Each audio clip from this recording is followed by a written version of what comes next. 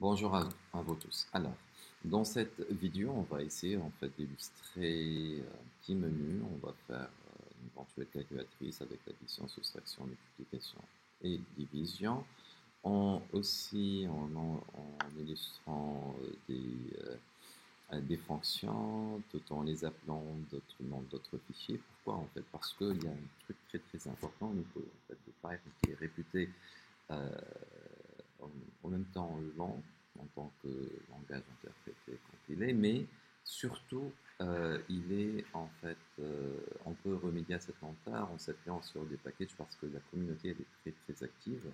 Donc si par exemple je fais appel à import datetime par exemple, d'accord, et je veux afficher par exemple la date actuelle du système, je fais en fait print datetime point date point, par exemple today. Là va m'afficher en fait la date actuelle de mon système. D'accord. Là, juste par rapport à notre IDE, par rapport à notre IDLE en fait de Python, pour pouvoir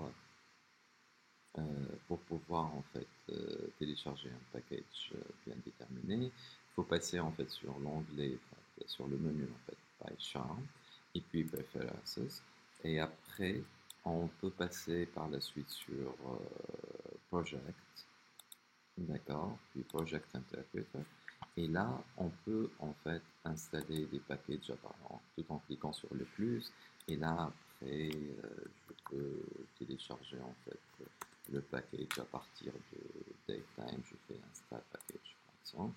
Là, ce qui va être, qui va me permettre en fait de pouvoir installer le package de datetime et de pouvoir en fait l'utiliser dans, dans, dans mon exécution. Sinon, il y a l'autre possibilité, je peux travailler en fait à partir du terminal qui est là, et puis je peux faire en fait pip install euh, par exemple datetime. Il y a plusieurs manières en fait de le faire. D'accord, donc là, ça pourrait aussi être fait de la sorte. Ok, donc là, il demande en fait de faire la mise à jour en fait de mon pip, et sinon, c'est aussi en fait faisable. Alors, donc, donc là, on peut faire appel en fait à des packages qui sont pré-développés par la communauté, et du coup, on peut les interroger à notre manière. D'accord. Nous, ce qu'on veut essayer en fait, ce qu'on veut faire dans cette vidéo, c'est d'illustrer en fait un petit menu. Genre, je peux faire en fait def menu, d'accord. Et dans ce menu-là, on va afficher en fait des messages d'indication. Donc là, taper 1 par exemple pour la somme. Alors, pour la somme, juste voilà, la somme. Je vais mettre juste taper 1 pour la somme. Voilà, taper 1 pour la somme. Voilà. Euh, après, donc, taper 2 pour la soustraction.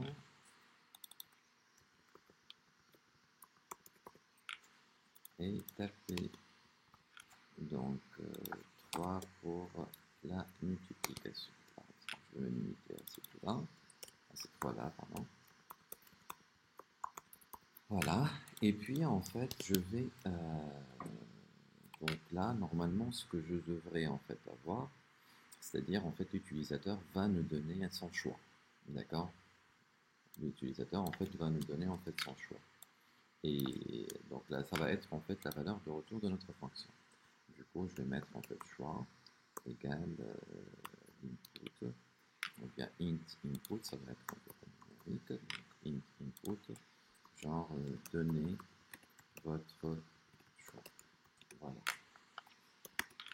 Après, ce que j'aimerais bien en fait faire, c'est return le choix de l'utilisateur. Voilà.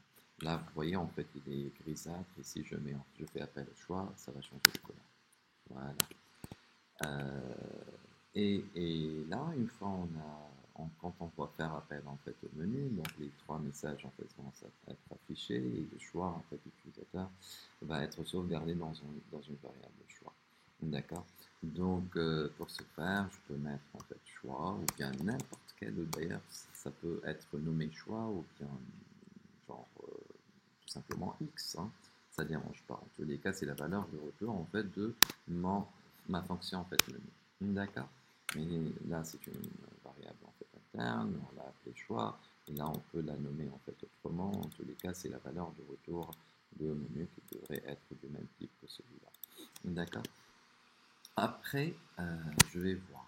Donc, si le choix, si le x dans notre cas de figure est égal à 1, dans ce cas de figure, je vais faire, par exemple, la somme des différentes en fait, valeurs. Donc, je peux carrément récupérer les valeurs ici. Genre, je peux mettre a égale int input, donner a tout simplement. Ok, puis donner b juste après. Voilà. Je vais mettre la deuxième variable. Voilà. Et puis, en fait, je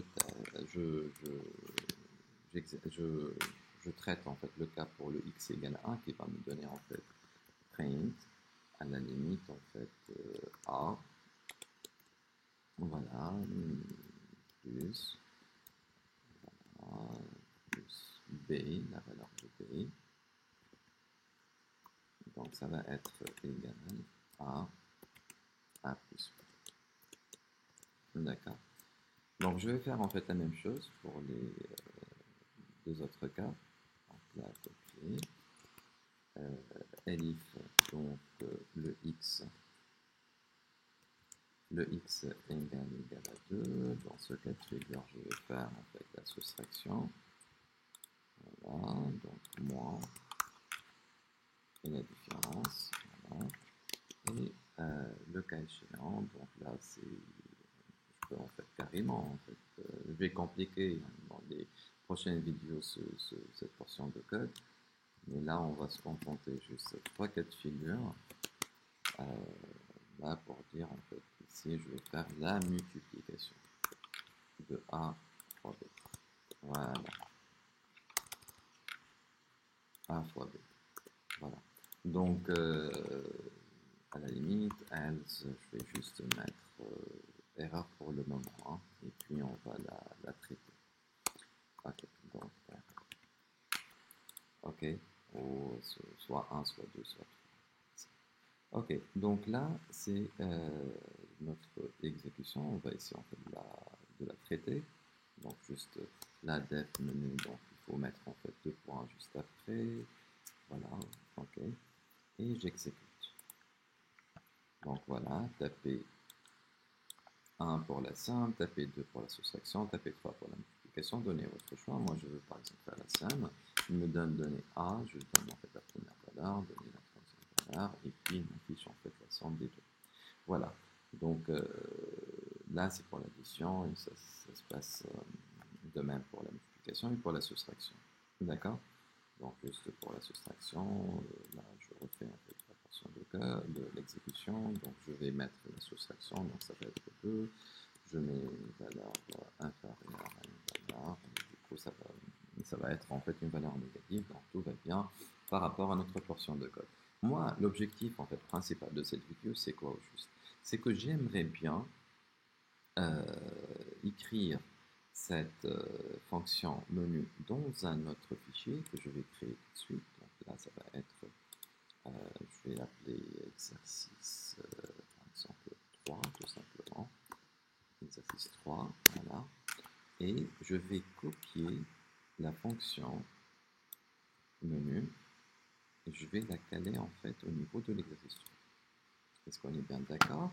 Puis, ce que je vais essayer en fait de faire, je ne vais plus en fait exécuter l'exercice 3, mais exécuter l'exercice 2 tout en appelant en fait la fonction menu.